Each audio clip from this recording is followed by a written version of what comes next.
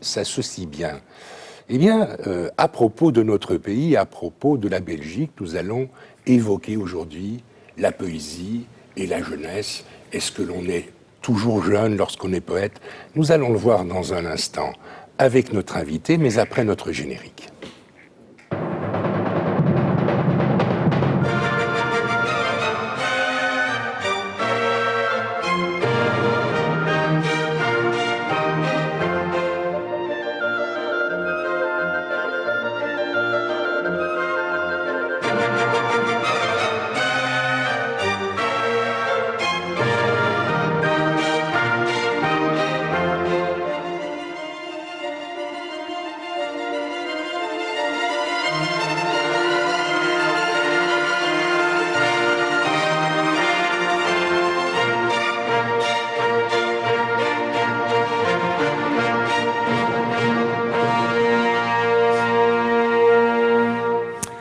Mon invité à l'émission de ce soir est le docteur Yves Namur. Vous êtes Yves Namur, docteur en médecine, vous êtes poète, vous êtes éditeur, vous êtes membre de l'Académie royale de langue et de littérature française de Belgique, et vous avez publié très récemment aux éditions Le Taillis-Pré un gros volume, on peut le voir à l'écran, un gros volume, La nouvelle poésie française de Belgique.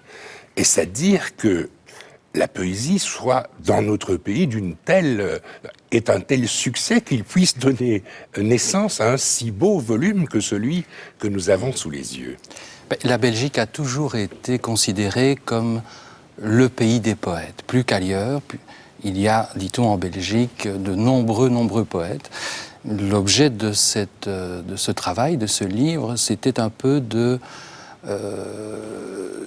suivre le cadastre, rédiger un cadastre de ce qui s'écrivait, de ce que pouvaient écrire les jeunes poètes d'aujourd'hui, c'est-à-dire en choisissant arbitrairement une date, poète né après mai 68.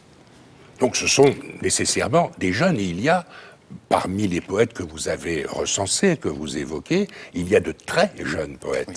Alors les aînés sont nés en 1968, c'était la date... Ils ont à peu près 40 ans aujourd'hui. Ils ont la quarantaine. Et les plus jeunes sont nés dans les années 80, voire 86, 87, pour les plus jeunes d'entre eux. Alors, est-ce qu'on peut, dans cette abondance de création poétique, est-ce qu'on peut tracer des chemins? Est-ce que nos poètes belges, nos jeunes poètes belges, adoptent les mêmes types de réflexions, aborde les mêmes thèmes, ou bien votre ouvrage montre-t-il une très vaste diversité par rapport à la création poétique? Mais je crois qu'il n'y a pas d'école aujourd'hui. Il n'y a pas d'école, mais il y a certaines constatations que l'on peut faire après cette lecture. C'est que le poème s'est un peu déplacé vers, je dirais, le poème en prose. Aujourd'hui, le poème en prose... on abandonne le vers un peu. Et on privilégie plutôt le la vers prose. rimé, évidemment, est abandonné complètement, sauf pour un auteur. Le vers en libre subsiste, mais assez rarement. Par contre, le poème en prose est travaillé par nombre des poètes. Une autre constatation, c'est l'importance accordée à l'oralité. À l'oralité et à la mise en scène. Les poètes montent sur scène. Ça, c'est une nouveauté. On n'évoquera pas ici le slam, etc. Mais il y a probablement une démarche vers un public, le besoin de sortir peut-être des salons et de monter sur scène. Ça, c'est une constatation dans ces pratiques d'écriture. Puisqu'il s'agit de jeunes poètes, est-ce que leurs thématiques sont volontiers contestataires? Peut-être pas, mais il y a l'un ou l'autre, il y a quelques auteurs qui pratiquent volontiers la contestation. Il y a par exemple Théophile de Giraud, qui est connu pour avoir mis en couleur la statue de Léopold II. Il y a Laurence Vielle, il y a Nicolas Ancion, par exemple, qui, dans leurs textes, manifestent un besoin citoyen, revendiquent des choses. Parce que souvent, c'est un peu l'image traditionnelle que l'on a du poète. Le poète développe un certain intimisme, Oui. Expose ce qu'il ressent au plus profond de son cœur. Mais ce n'est pas nécessairement l'ambition de tous les poètes. Oui. Même si, sans doute, beaucoup d'entre eux nous livrent l'intimité de leur réflexion. Oui. Pour une part d'entre eux, il y a aussi un jeu sur le mot, sur la langue. Et ça, je pense que c'est un chemin nécessaire, un passage pour découvrir, pour aborder d'autres thématiques et aborder l'intimité, aborder la profondeur, aborder la mort, les grands thèmes quelque part. Cela prend du temps dans la vie d'un homme et je pense que plusieurs d'entre eux vont aborder dans le futur toutes ces thématiques.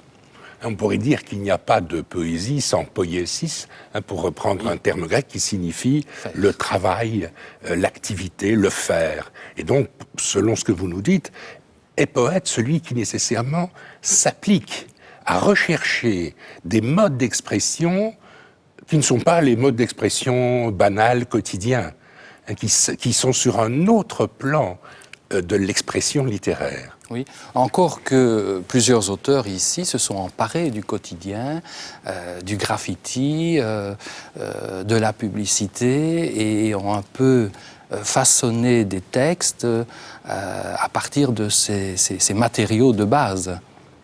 Alors je vous ai interrogé il y a quelques mois à propos de Dieu. Vous aviez écrit un livre poétique sur Dieu. Est-ce que la thématique de Dieu, de la divinité, de la réflexion sur la position un peu eschatologique de l'homme, est-ce que ce genre de thématique se retrouve souvent chez nos jeunes poètes ? Rarissimement. Rarissimment. Rarissimment, je pense qu'il y a une auteure qui s'appelle Marie-Clotilde Rose et qui aborde justement cette thématique. Les textes que nous avons choisis sont extraits d'un livre intitulé Tourment et où l'on évoque la figure du Seigneur, la figure de Dieu. Mais c'est un fait assez rare. Alors je reviens un peu à la question que j'évoquais en commençant. Est-ce que le poète est nécessairement jeune ? Et est-ce que être poète, ce n'est pas se donner une sorte de garantie pour la jeunesse de l'esprit ? Non, je ne pense pas. Soyons quand même raisonnables. Je pense que la poésie, comme disait Valérie, est une chose préservée. Mais je ne pense pas que travailler le poème nous garantisse la vie éternelle, nous garantisse le jeune âge. Ce n'est pas donner son âme, vendre son âme. Je ne crois pas. Il faut quand même oser. Je veux dire, c'est aussi un peu un pari contre le succès ou contre l'insuccès. On peut être mieux connu en écrivant un bon roman qu'en écrivant un bon poème. Il y a donc un risque de la part du poète. Il est évident que celui qui a choisi... On ne choisit pas d'être poète, je ne pense pas. Si on le choisit, je crois qu'on n'est pas un bon poète ou un vrai poète. On est poète, comme cela.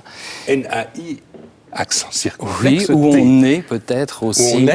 On est aussi on assume poète, la capacité de la poésie. Mais on sait qu'en écrivant un recueil de poésie, on reste dans ce qui est la chose préservée, le caractère discret des choses. Et précieux, peut-être. Et probablement, on l'espère, précieux. Eh bien, merci Yves Namur pour votre présence à notre émission d'aujourd'hui. Je rappelle que vous avez publié un beau volume, un très gros volume, intitulé « La nouvelle poésie française de Belgique », ouvrage publié à Châtelineau aux éditions Le Taillis-Pré. Madame, mademoiselle, monsieur, merci beaucoup pour votre attention. À bientôt et bonne nuit.